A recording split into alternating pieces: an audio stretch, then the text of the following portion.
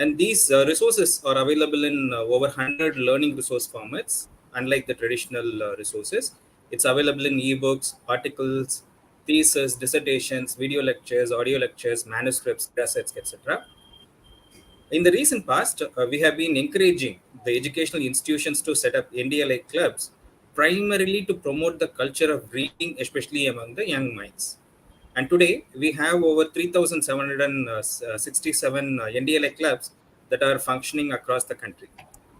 As I said, this is the 23rd in the series of global events, and we have one of the finest entrepreneurs that the country has ever produced, Mr. Arjun Malhotra, who is a serial entrepreneur, co-founder of HCL Group, and a life fellow of IIT Kharagpur, with us today. And he is going to share with us his life journey as an entrepreneur. Now, I would like to invite my colleague, Ms. Sujata Raj, to formally welcome our resource person and the audience. Over to Sujata ji. Thank you, Dr. Vignesh. It is always a great pleasure to have any kind of interaction with Mr. Arjun Malhotra.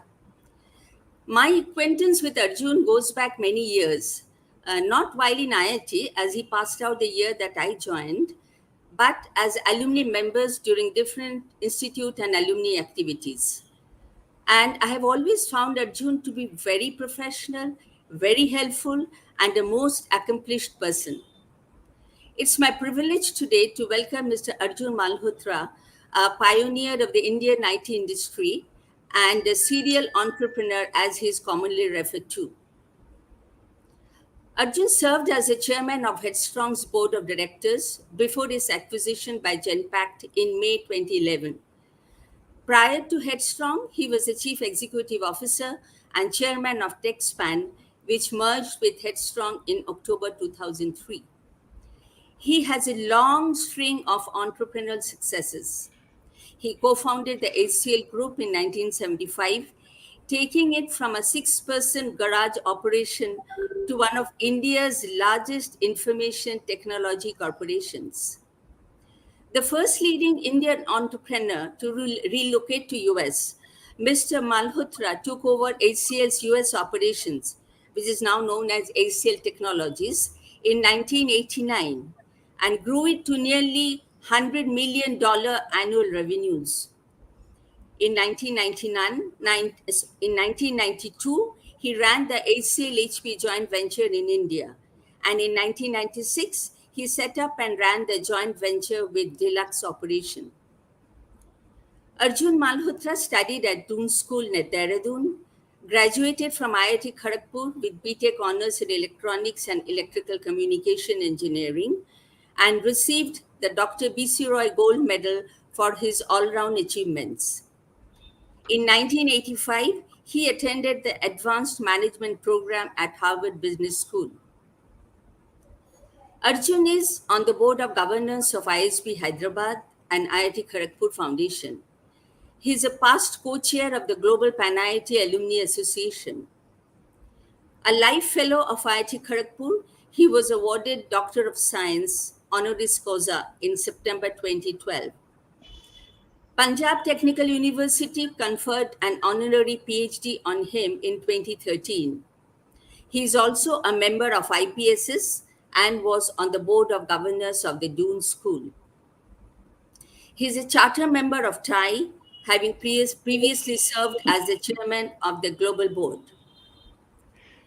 Arjun Malhotra was awarded the Albert Einstein Technology Medal for 2001.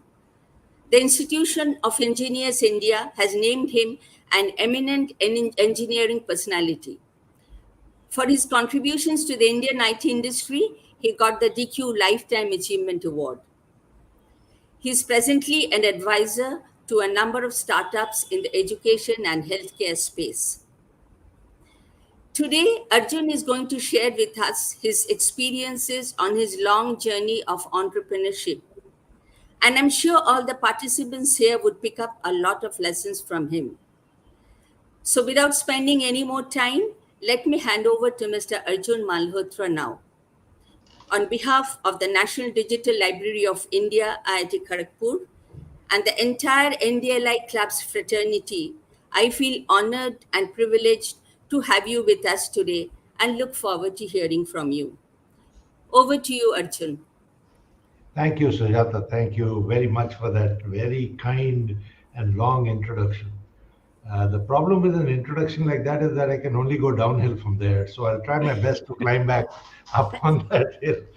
Uh, Good evening, everyone. If you're in India, good morning, wherever you are. Uh, the topic I have is the journey of an entrepreneur. Well, let me put it this way: when we started, or when I started, or when I graduated, I should say, we didn't know the word entrepreneur. At least I didn't know it. And basically, you were either an employee or you were a businessman. That's the way life was distributed. And I came from a service family. My father was in the army. My mother was a medical doctor, a teaching medical doctor in preventive and social medicine. And as expected, I was supposed to go in and probably become a teacher, get my PhD, and you know, just that was the normal life. Like most of my classmates, I had also applied overseas. In fact, a little bit of trivia. I had, unlike a lot of people, I had decided what I wanted to do. I wanted to get a PhD from either Berkeley or Stanford, and then go and work for NASA and really work in satellite control systems. And so control systems and computers were options. And I didn't take computers. I took control systems when I was in college. So while we did some basic courses on computers, did my advanced courses, whatever advanced courses you do at a BTech, on control systems. I got admission. I was going, actually, I was planning to go to Stanford to do my PhD. But I'd also decided who I wanted to get married to. And I talked to my to be father in law at that time. And he basically told me there's no way he can get his daughter married to someone who doesn't have a confirmed job. And I felt that if I went abroad and did my PhD, it'll take me 7 years before I could afford to come back and get married. And I didn't know if, my to-be wife would be able to withstand that kind of pressure from the family. So I still think the biggest decision, probably the best decision of my life. And I always say that that's how I became an entrepreneur. Uh, I decided to stay back in India, took a job with DCM as a senior management trainee, and 1 year later got confirmed, decided to get married, and I was planning to go back to the US, but DCM, in their wisdom, decided to get into electronics. And I was told that I would either head R&D and production or sales and marketing, depending on who they could get. And just think about it: 1 year out of college, you are taking a new product in a large company and taking national responsibility. What did happen was they found a general manager from Indian Telephone Industries who looked after production, and so I got into maintenance and sales and marketing, and that's what I did in DCM for 4 years. What happened again was we did a lot of good work. We built a great R&D. We did some amazing products. We built an amazing team in what was then called DCM Data Products. We had a 80+% market share, maybe more. Didn't really look at market share at that time. But microprocessors had just come out, and we had developed our own computer. We had obviously done programmable calculators and stuff. But India being a socialist country in those days, there was an act called the Monopolies and Restrictive Trade Practices Act, which basically restricted private sector companies from going into any new area. We did argue like hell internally that programmable calculators, computers, it's just writing a program. It's the same thing. If you're allowed programmable calculators, you should be allowed computers. But you know what large companies are like. For those of you who work in large companies, if you ever go to legal and ask them for some advice, they'll tell you how you can't. Most of the time, they'll tell you how you can't do things, not how you can do things. And so DCM decided in their wisdom that electronics was 1.72 crores out of their total turnover of 250 crores. So they basically said we can't risk the other turnover, our other products. We just won't get into computers. So six of us from that group or department, whatever you call it, left and decided to make our own computers. Completely naive. We had no idea that you needed a license. We had no idea that, or whatever. It was just a lot of bravado. We said we know the market. We know microprocessors are going to change the world. We had no money, but we just felt just a passion that look, this is going to make a real difference. And of course, add to that the fact that IBM and ICL, which were the big companies in India, and ECIL were making products with pretty old technology. And we felt that, look, I mean, we'd be far better and cheaper and more efficient and more reliable than them. So why don't we do this? So we pooled all our money together, which came to, in those days, 1,75,000 rupees, and decided to get into computers. Fortunately for us, there was a television manufacturer, Televista, that was making calculators and not being able to sell them. So he came to us with a nice deal, said, I'll make the calculators, you sell them, I'll tell you my cost of production, you tell me your cost of sales. There's obviously a profit in the middle. We'll divide that by half. I'll give you a 90-day credit, and go ahead and sell my calculators since you guys say you know the market. And so we decided to get into calculators while we developed our computer, made some money to develop our own computer, and then get into computers. In fact, I went to two of us went to Calcutta, two people went to Bombay, and two people stayed in Delhi because we felt that it could be depressing if things don't work out right. So you wanted another person around. So, in fact, what happened is I went to Calcutta and I managed to sell one of their printer demo machines the day I arrived. So I booked a ticket on the Kalka to come back to Delhi. I couldn't afford to pay the 8 annas for a seat. That's what it cost in those days in what was then third class, which has vanished now. And I landed up at Delhi at night. In the morning, I went to the office, which was really in the Bersati, in the home that I was living in. And I said, here's a check. And they said, oh my God, we haven't, the company name has not been cleared as yet. So we had to scramble to get the company name cleared, then open a bank account and then deposit the check. So, that's how what was called microcomp started. By December, I had come back to Delhi because Calcutta was doing okay. And one person from Bombay went to Madras. And so we had opened up all four regions. Shivnadar and I decided that we'd focus on the computer part and let the other four co-founders focus on calculators to keep our cash flow growing. We'd recruited some people in R&D. In fact, the late Dr. S. Raman, who headed our R&D, and Mahendra Pratap, MP, who was in charge of hardware, reporting to Raman. And we gave them some equity in the company. What happened was, when we said we'll make computers, we discovered that licenses had been restricted by the government to state and public sector companies only, and no private sector company could get into computers. So we ended up signing what was called a joint sector agreement with the government of UP, their unit called UP Electronics Corporation Limited, Uptron. And a joint sector was 26% Uptron, 25% promoters, and 49% public. Our total equity was 20 lakhs.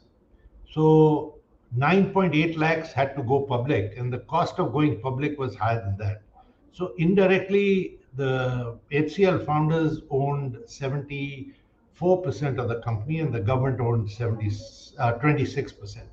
That's how we started HCL. And in fact, I can tell you a lot of stories about the environment then, but I'll give you one anecdote about, we had an attitude that really nothing was impossible.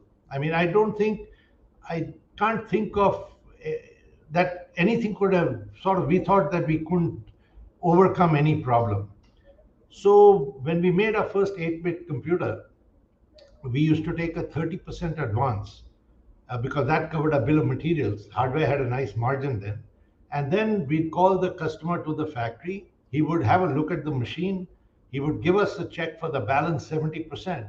And then we'd pack it and ship it to his office.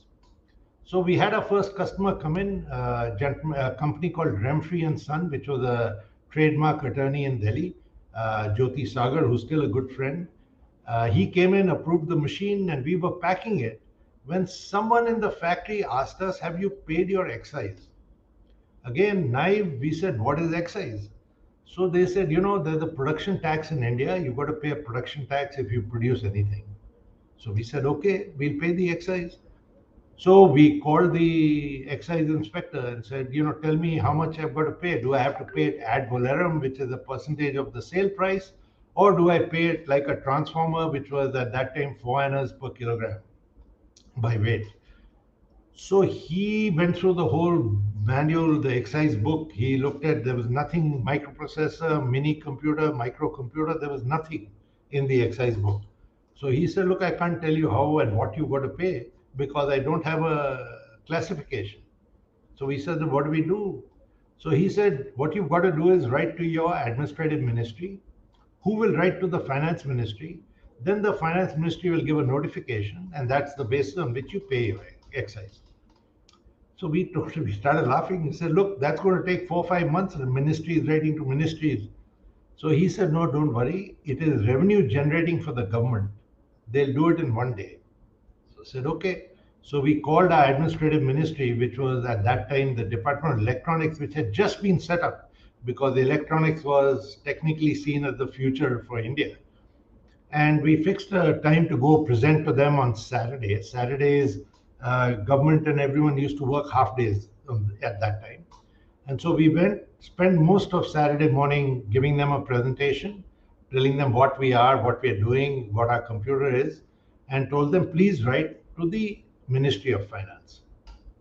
The answer we got was, the microprocessor policy has still not been decided.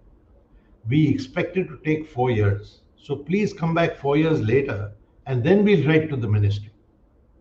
So, think about it. You've got this computer, you've got a customer who's paid you, so we all very depressed. We decided on our way home that all of us took a copy of the excise book and said, let's study it in more detail. And sure enough, on Monday, someone came up and called the excise inspector. And again, import substitution was a big thing in India. And anything you imported, the government immediately put it into the excise book because they wanted someone in India to make it, since we were very tight on foreign exchange at that time. Now, we used to import an electromechanical accounting invoicing machine from East Germany, from a company called Robotron. And there was a photograph of that, which had a keyboard, a small display, and a printer. And so we called the excise inspector and pointed to that picture and pointed to our machine. And he said, yes, so this is the same, it looks the same. So we actually cleared our computers out as accounting invoicing machines for 4 years. The microprocessor policy did take 4 years. We even sold one accounting invoicing machine to the Department of Electronics. So just to give you an idea, that was the environment in which HCL was born and HCL came up. It's very different to what you see today. I just wanted to give that anecdote to give you a flavor of what it was like in those days. To be an entrepreneur, you've got to have passion. That's my belief. You've got to want to change the world. You've got to want to make a difference. If you're trying to be an entrepreneur to make money, I can give you a guarantee in a way that it's not going to happen. Money comes as a byproduct of success.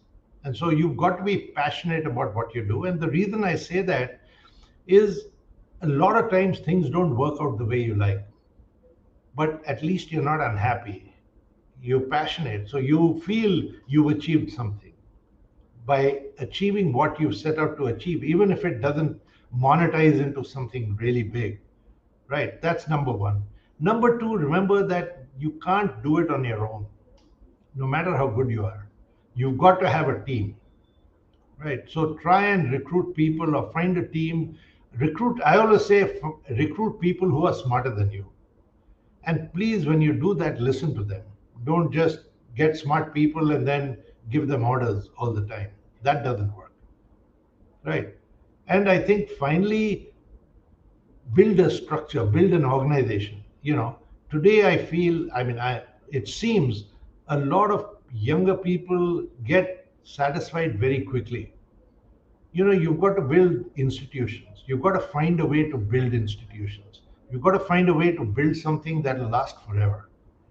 And try and make sure that it's not like our politics. It doesn't go down to your kids only. Build a professional organization. Let professionals run it. Make your money, if you have to make money, through the share price going up, not by taking 100% control, or just being a power kind of person. Also remember, today you have the mechanics to share that growth. Just because you're the founder doesn't mean that other people can't get a piece of the action when things go well. So, stock options are a great way to get many people involved in what you're doing, and they tend to believe in what you're doing because they see that wealth creation as you go along and create wealth. I actually can keep going on, but I wanted to stop and leave a lot of time for Q&A, because I'm sure a lot of you have questions that you want answered. And I think that's the best way to uh, share my whatever knowledge I have, whatever I've learned over time with a lot of you in the audience. So at this point, I will stop and ask you to ask me questions. Sure, sir. So I humbly request our participants to put in your questions in the comments box so that we can put it across to Mr. Arjun Malhotra. So in the meanwhile, I have a few questions drafted, sir.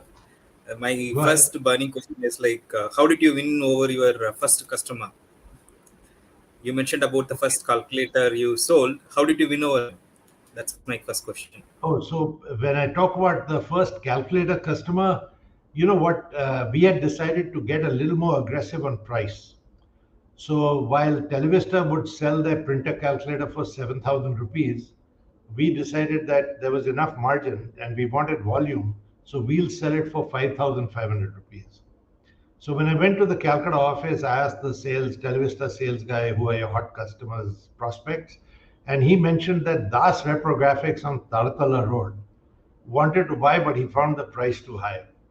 So I cleaned up the demo machine that we had in office, made it look like new, went there with him, got the decision maker, you know, talked to him, showed him the machine, said he really likes it.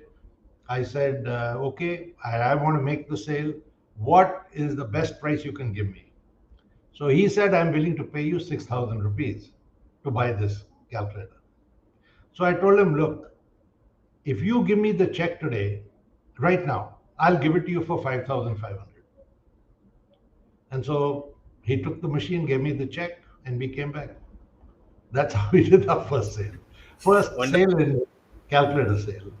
My first computer sale was a 4-bit programmable calculator, PPS 4-bit Micro 2200, and it was sold to IIT Kharagpur to actually Professor Dattare, the late Professor Dattare now, at cryogenics engineering. He was convinced about the machine. I had a day. I had to close the order in the day. So at lunchtime, or just before lunch, the person at the office had gone away. So I decided to sit down on his typewriter and type the requisition. And Professor Dattare came into the office and he saw me and he said, "What are you doing?" And I told him what I'm doing.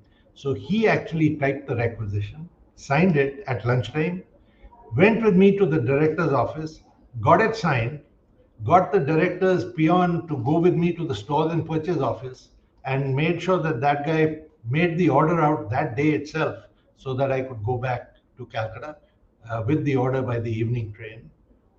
When I went to Delhi, I gave them the order, and one of my salespeople in Bombay had picked up the order the next day from National Geographical Society, I think that was the name of the.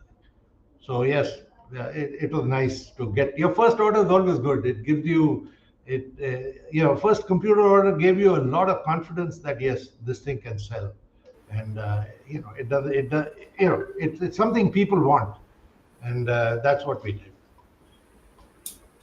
Interesting.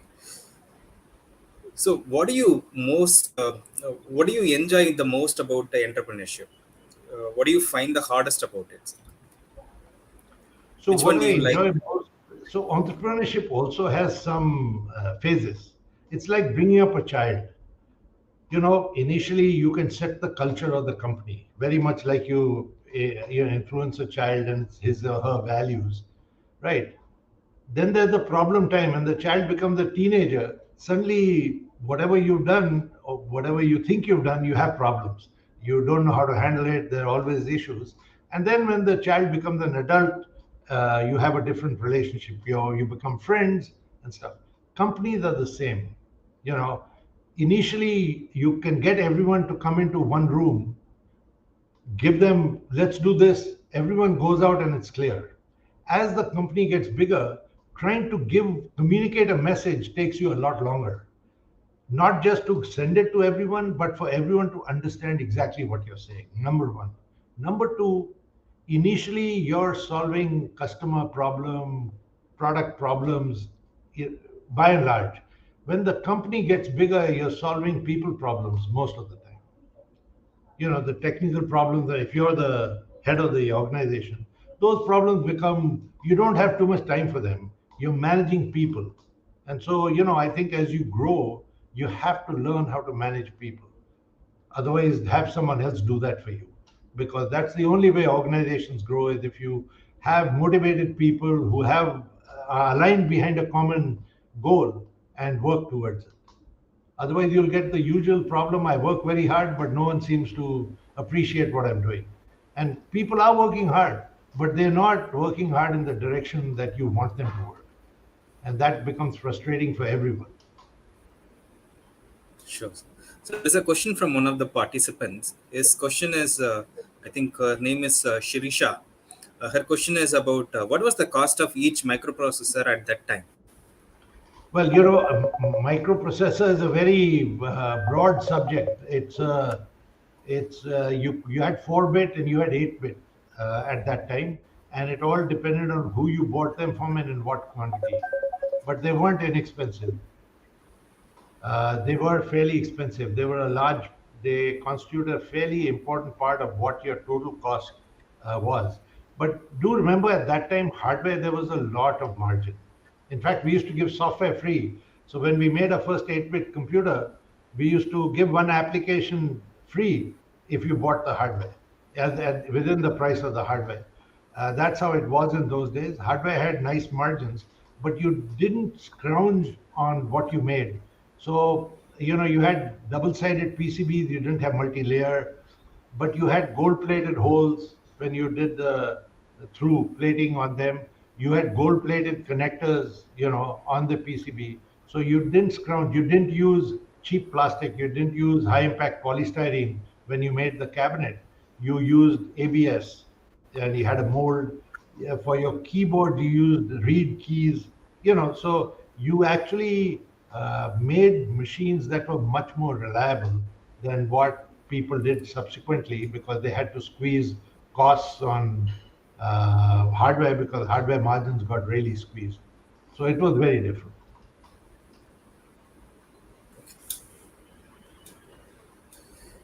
So how did you choose the name for your company? Yeah, that's a good point. So we thought that, when people buy computers, how many people will buy a computer from a startup? People want you to feel solid when you buy a computer. So we thought that if we use the word Hindustan, it'll sound like we are quasi public sector, and it'll give us some stability. Now, you have to pay, in those days, you had to pay more money to register the company, because the authorized capital had to be at least 50 lakhs. And so the registrar of companies takes a higher fee for a larger authorized capital. That's what we did. And the company was called Hindustan Computers Limited.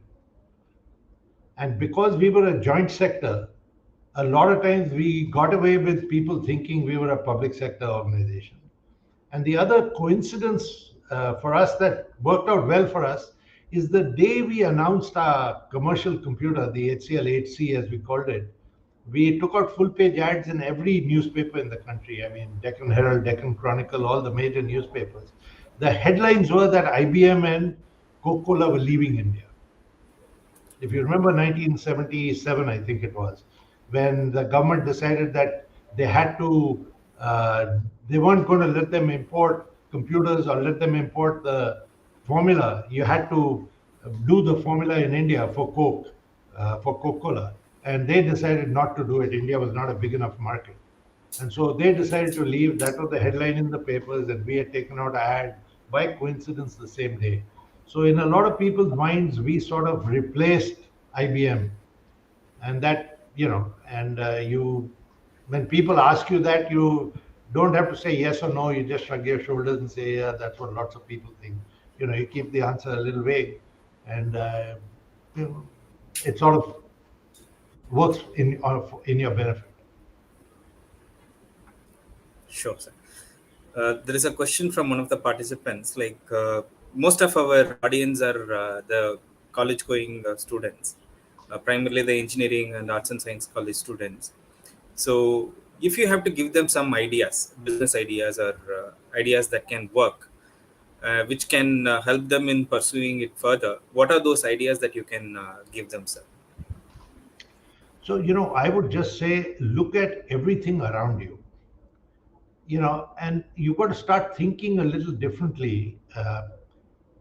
Just think, you get up in the morning, you brush your teeth, you wash your face, have a bath, whatever you do, you get ready, you go to college. Now, most people like to sleep as late as they can, most people. And then, you want to get up half an hour before because that's the time it takes you, 15 minutes before, but that's the time it takes you to get ready and get to breakfast or go to college, whatever you're doing.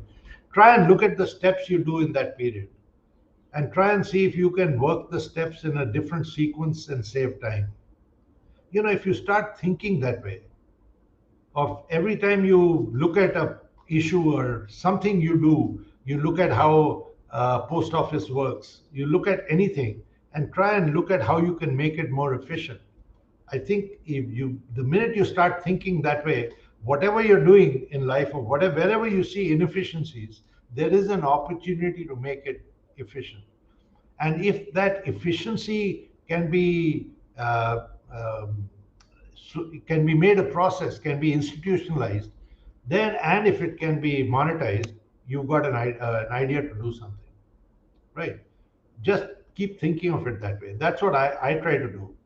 I used to get into trouble when I joined DCM in the first year, first few months.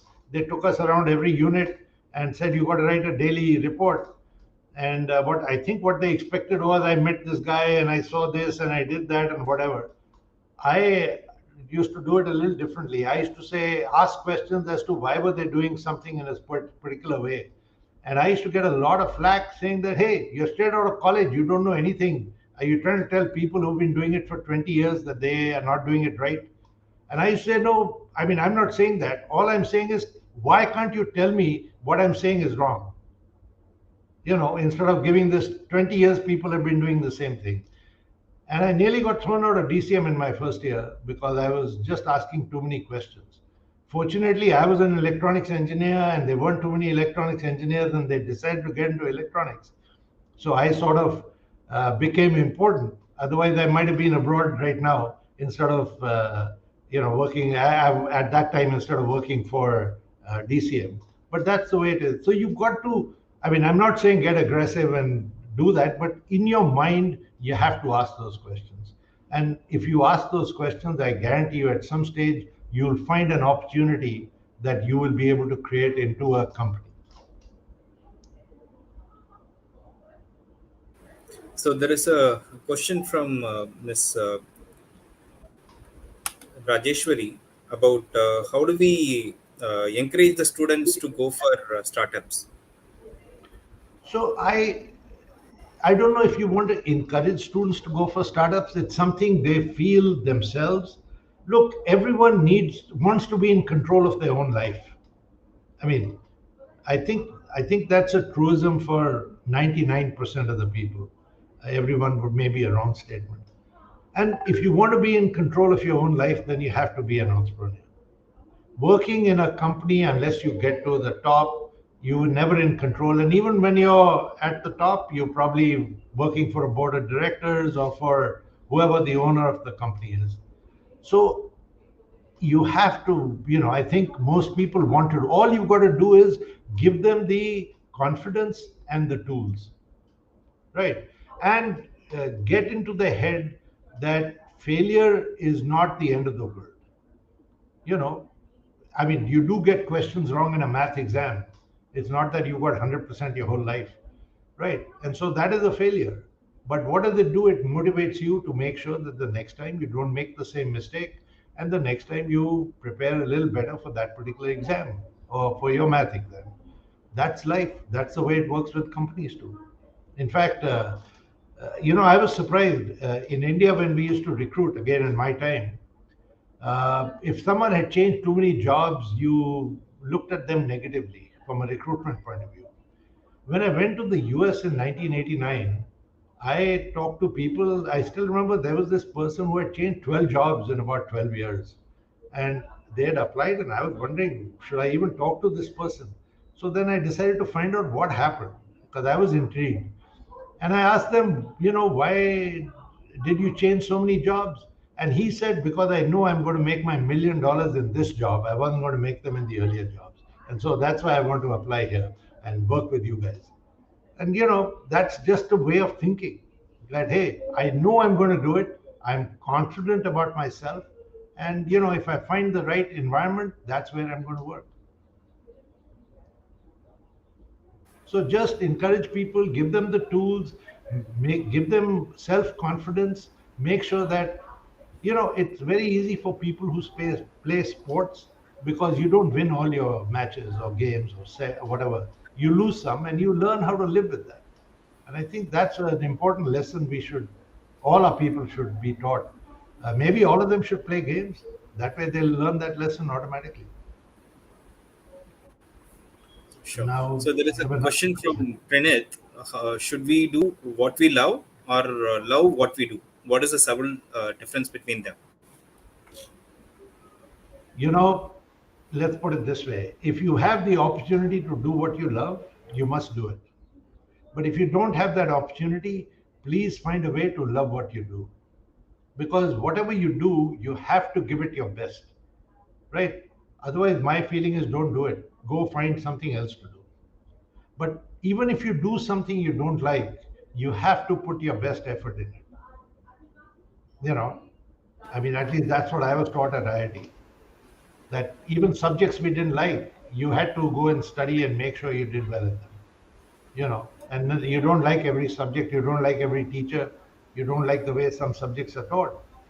That doesn't mean you say, okay, I won't pay attention to this. You just go in and do the best you can. And that's something I think that has helped me, paid me off well in life. That lots of things I don't like, but I still try and do it the best I can. In fact, I try and learn a lot more about the stuff where I feel I don't know too much.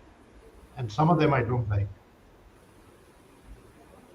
So I think you've got to, obviously, if you can get to do what you like, that's great.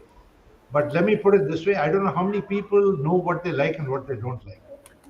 And it takes you a long time, sometimes your whole life, to try and find that out. So you know, uh, don't make that a limitation in how you look at things, because I'm pretty sure most of you don't know right now what you like and what you don't like. Maybe you know what you don't like, but you don't know what you like. And that's a question that comes up very often. Sure. So the next question is from Samanvita Bag. Sir, how do we hold our patience through the process of being an entrepreneur to achieve success? So, let's put it, there's an old saying that Rome wasn't built in a day. And so, you've got to remember, you cannot create, how do I put it? There's no, you can't do it out of nothing. You've got to, I mean, I think that's, it's called Einstein's formula or whatever, 99% perspiration and 1% inspiration. That 99% perspiration has to go in, and things take time. Nothing happens quickly, nothing happens overnight. I mean, we hear about those stories during bubbles where some things, people made money within a year, made lots of money. Those are exceptions, and those never, that's never the way it works. Second thing is, it doesn't need patience. If you're an entrepreneur, you're obviously doing something that is interesting to you, something that you have a passion for.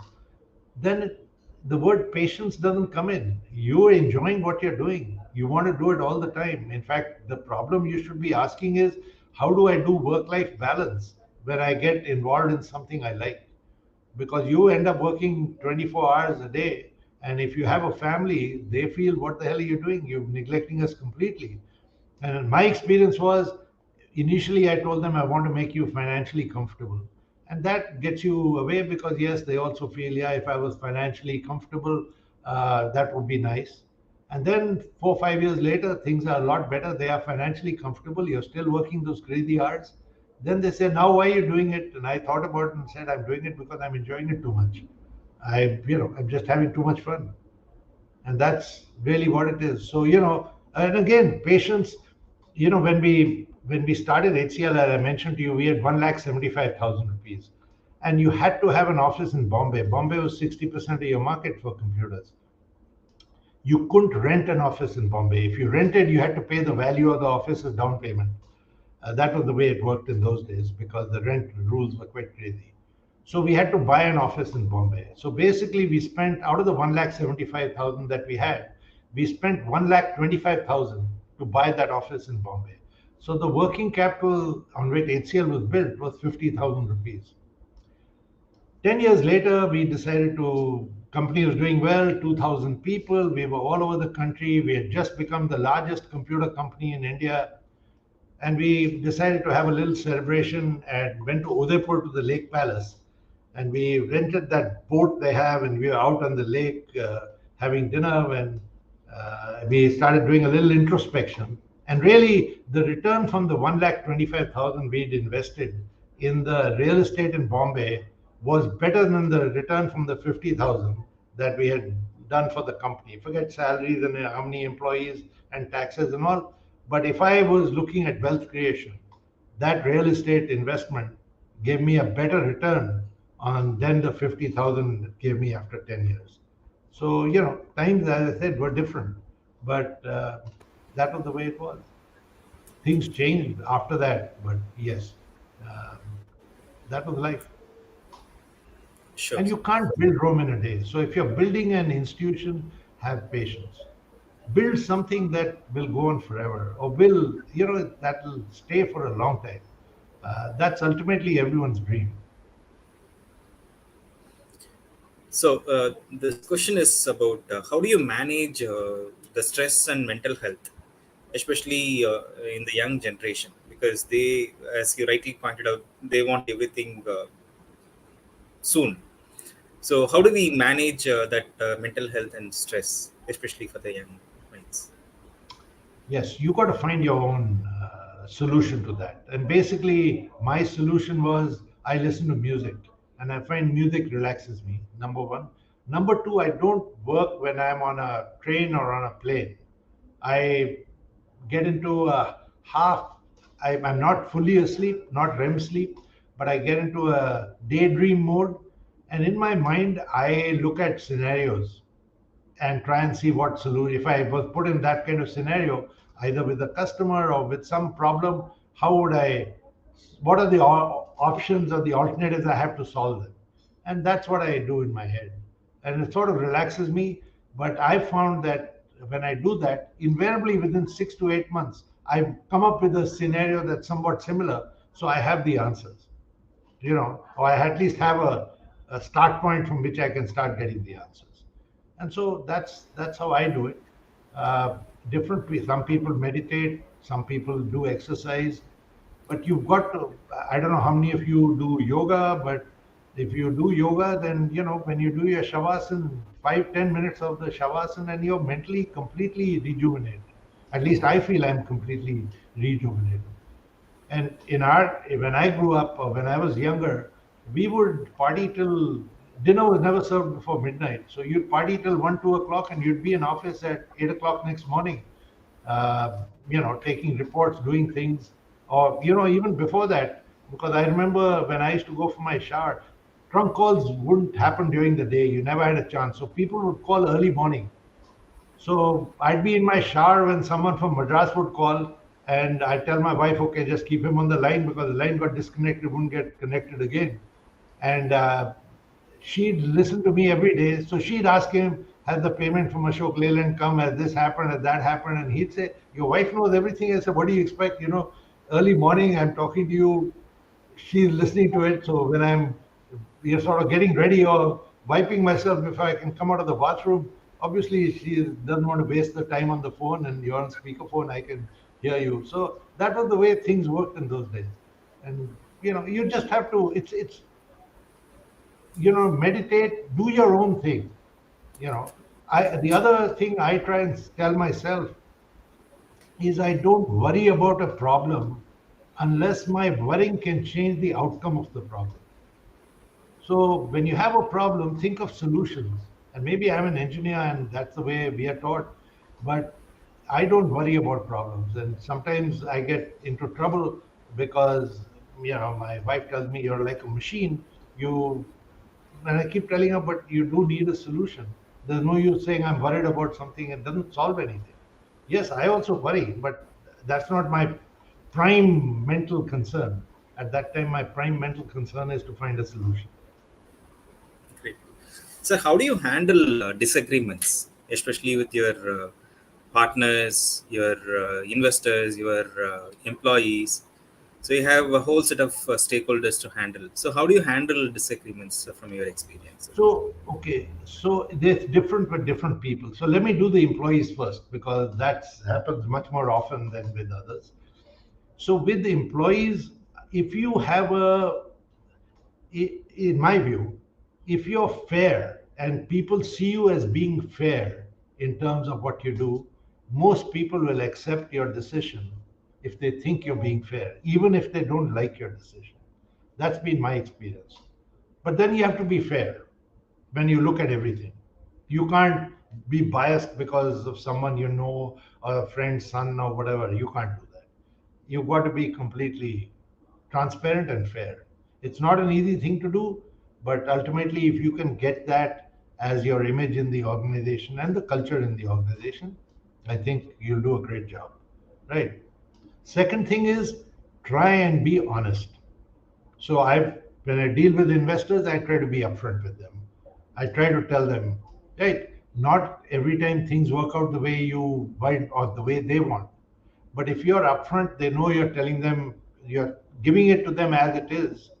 It works. Now, yes, the share price goes up and down. That's the way life is. That's the way it is.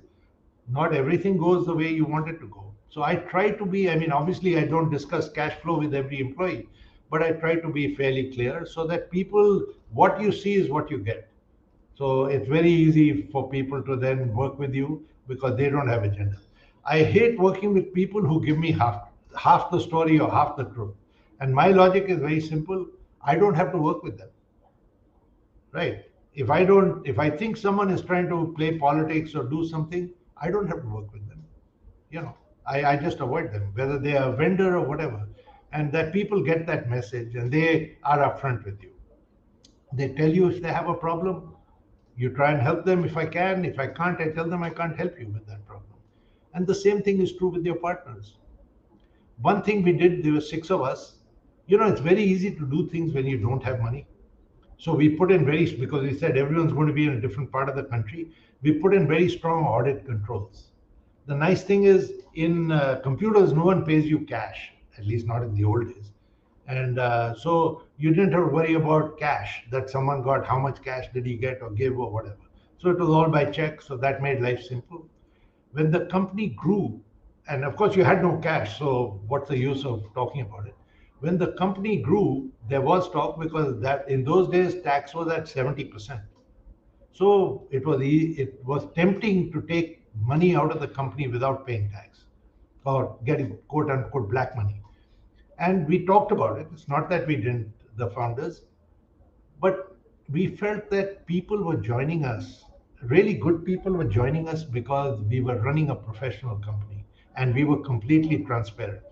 And so you didn't want to kill the goose that was laying the golden egg, so to say.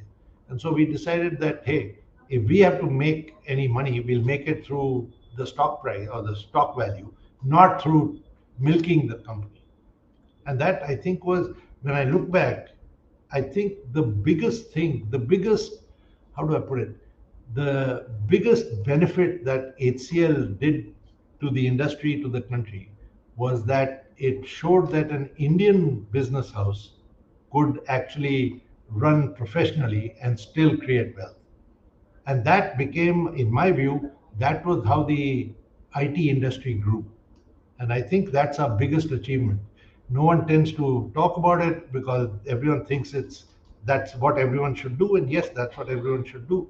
But it wasn't done too much at that time because the temptation of paying not paying 70% tax. In fact, in one particular year, the tax was 104%. Now you think it's illogical, but that's the way it was because the tax and then there was some surcharge and stuff. 104% was the tax you had to pay. Illogical.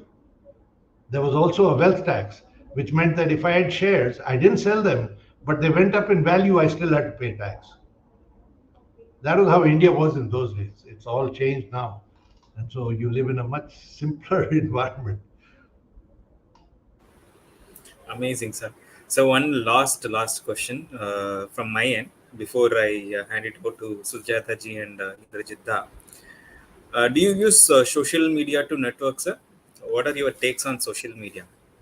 Okay. So I am not on Facebook because I'm on Facebook only because I'm in some groups like IIT Kharagpur 1970 group, which is on Facebook. But as an individual, I have an account, but I don't look at it. I just have them tell me if someone writes to me, then I look at it in my email rather than Facebook. But I work on LinkedIn. I do work on LinkedIn. I haven't really gone into Instagram or any of the others or Twitter. I have accounts on Twitter, but I don't have the time to look at them. I just don't have the time. And, I'd rather spend my time reading, catching up on technology that's moving so fast than to do it on Twitter and stuff like that. I mean, there are lots of other people around me who do that, who give me news, and I listen to them. And yeah, the other problem is WhatsApp. In India, you can't get away from WhatsApp. I was planning not to get onto WhatsApp, but here everyone's life runs on WhatsApp and they expect you to look at it every minute. And so I don't do that. Even on my email, I look at it when I have the time, right? And I'd rather do my thinking, do my reading, do that first, and then get back to email. So if people get upset with me that I sent you a WhatsApp message in the morning, I haven't replied sometime by evening, I said I don't look at it. And if you want to get me, I have a phone, call me, tell me, I'll pick up the phone and get it. Or if I'm busy, it'll go in the US, it'll go to voicemail and I'll pick it up when I have time. You know, that I I know it. Maybe I should do a little more, but it's kept me going, and I'm okay. I'm 73 and a half right now. Hell, I don't have to change. The world has to change. Amazing, sir. Amazing. Very interesting to hear your perspective. Now I request Sujata ji, if you have any questions for Arjun sir, kindly put it forward before we hand it over to Indrajit. No, I mean it was a big learning from for me as well. Like I have not been an entrepreneur, but what I learned from Arjun is really something. I mean, so many things that I learned. Like I knew you had to have a passion to become a successful entrepreneur, but many of the other things that he said, like I had not really thought about it. Like yes, we keep hearing do something that you love, but what he said was even if you don't love it, but you have to do it, do love it, love what you are doing and put in your best. These are some simple things that if we can follow in our daily life, I think everything will become so simple. But anyway, let me now hand over to Mr. Indrajit Chatterjee, who actually this whole program is a collaborative effort of NDLI Club and Wheels Global Foundation. So Indrajit da, he is on the board of Wheels Global Foundation India, and I would request him to now take over and say some maybe concluding remarks for everyone, and take the session to a closure. So over to you, Indrajit. Okay. Thank you, Sujata, and thank you, Dr. Vignesh and Arjun, of course. And first, one second, tell Wheels. Actually, Wheels Global Foundation is a non-profit organization in USA as well as in India. And Arjun is very much part of that one because it is a startup. It is a non-profit organization by alumni from IITs. All IIT alumni are there in that one. That is one part of it. We are doing many social work now using the technology. So we call it technology enabled philanthropy. That is the word tagline we like to use that one. That is how we are all connected through the technology because that's how things work. And secondly, we'll stand for water, health, energy, education, livelihood, and sustainability. That is how the name, when Arjun said name mattered, so these wheels also matter. It's not only rolling, and it is also spokes are there in that wheels, and that helps the society. We help the society to use this using these six spokes of the wheels in bringing up any rural area of that community, rural community. Now, coming to Arjun's thing, of course, I being Arjun's batchmate from 1965, IIT Kharagpur, 57 years, every time I hear him, it is something new I am also learning. And I just, before the session, I was telling Dr. Vignesh, today I don't know what I learned from Arjun. And that's what I like to sum it up. Whatever I could note down. Arjun, excuse me if I missed out something. But main thing I learned is that for the student community, you must have the passion to do it. That is what is the most important thing in your life. Then money will come. That's what he has told. And you're uh, basically, you have to form that one in a very step manner, though it is sometimes not very clear. But yes, because along with passion, you need the teamwork because you have to recruit smarter people than you. That is what I liked actually. People you recruit normally recruit slightly less knowledgeable people so that I can boss over him. But he tells the other way round. So remember this one. Then build an organization because without organization you can't grow. Finally, you need everywhere supports, and also organizing ability also comes from leadership. That one, and that keep the team together because it's not only this team that is starting the company, there are other people you are bringing them in as employees, so you have to be fair and very fair as he is telling and transparent, not only to your employees but to your shareholders and investors. Please mark these words because these are the words which make him unique or any successful entrepreneur unique in that one. Then is problem solving. That's one thing. No, I am telling that one, though he has not used the word, because problem solving is very, very important. He has used it. He has given the example of this excise department inspector. Right, that was a problem created for them to sell their first product. So they went out, they took the books, theoretical way. They found an alternative. They did not give up. So never give up attitude is another one which will let people grow in future. That one. So they found an alternative. It is a import substitution. See, these are the solution or not thinking that comes immediately onto the mind because if you are not ready with the solution, it will be problem. But define the problem. They knew the problem. They can't sell it. It is their biggest problem. So how to sell it next day? So they came out with that one, and it was cleared. So these are some of the amazing things, which he told very, very casually. I'm very appreciative about Arjun all the time. And third is also never neglect the family, because he left his US career initially, to stay back in India so that he could marry and earn something. He joined a company to have some initial earning. And second is sustainability. When you do the startup, no, normally we keep 2 years sustenance money, etc. But what he told, please remember that one, microcomp, no, that one they started selling others calculator there, and that is what is the sustenance for the thing that they are planning to do really, and that gives them the bread and butter, whatever we call it. And I think these are some of the things which are very, very important. Then think differently. Like we have all know that leaders do things differently, but think differently also and increase your efficiency every day from morning. Is gave the example. I'm just quoting him, not making up my own thing. Then from morning to night, how you can do it better, and this way, no, that is thinking that way, and think positively. And of course, this increasing in efficiency is a constant process. You can't stop it there. And confidence building and tools to help you, these are all coming there.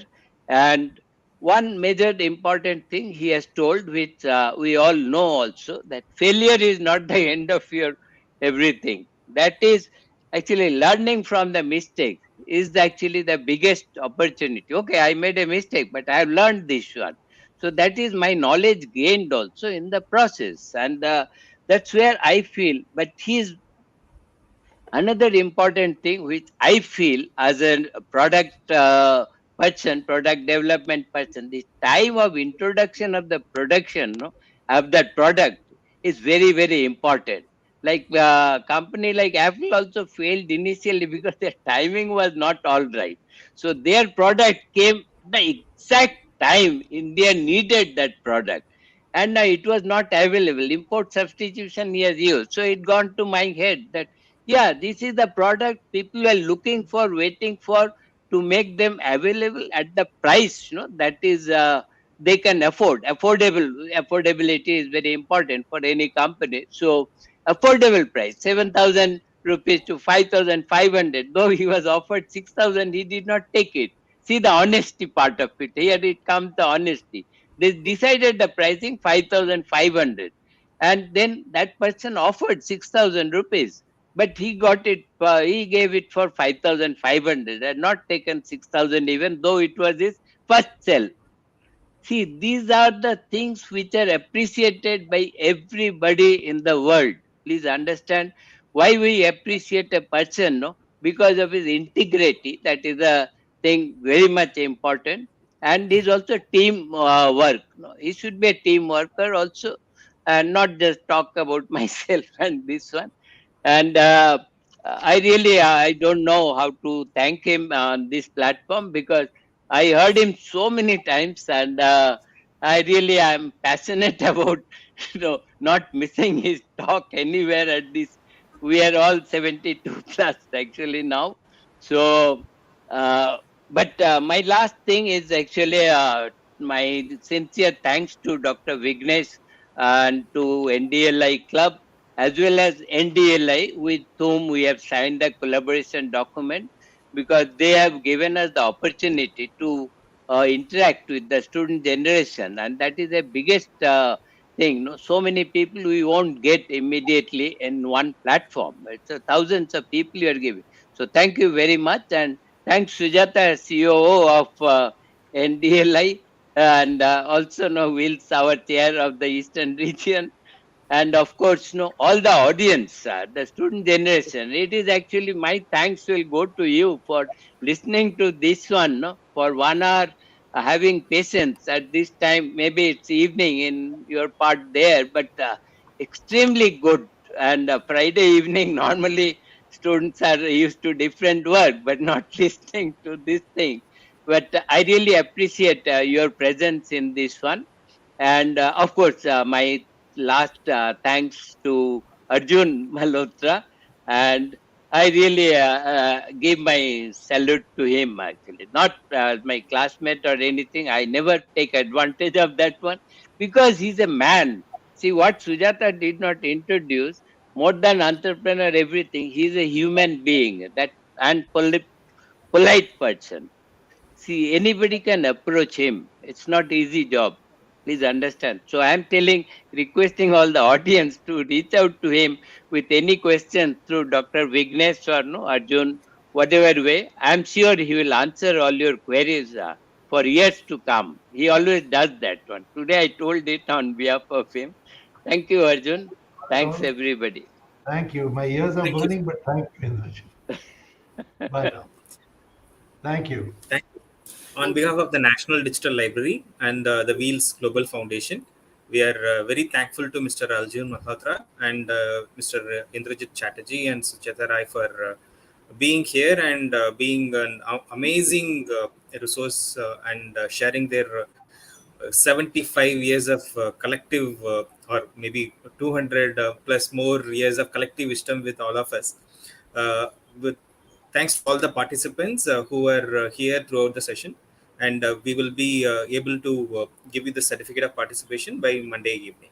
So kindly get back to your NDLI club site on Monday evening, and you can collect your certificate.